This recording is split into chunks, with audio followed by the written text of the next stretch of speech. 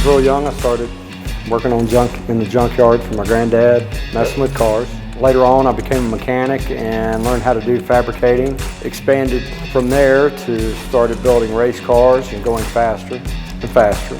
So it became a point where we needed a lot of machine parts and we couldn't get machine shops locally to make them.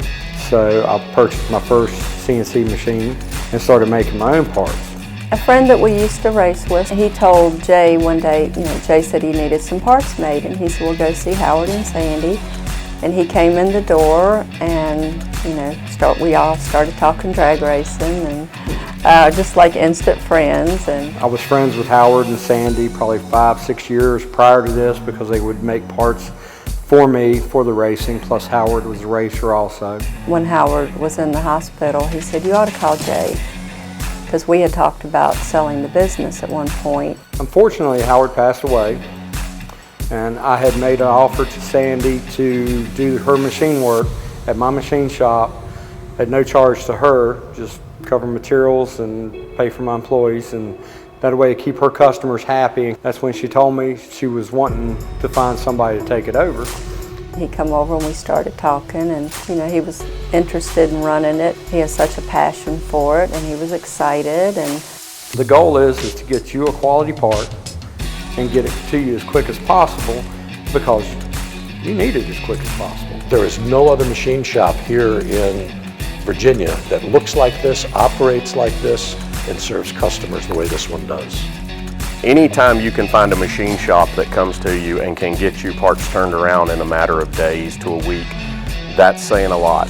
We're streamlining the tools. We're actually testing new tools and working with manufacturers to get our feeds and speeds up with better finishes. And we're really not taking the traditional machining way where everybody says you got to cut it this way and that's it.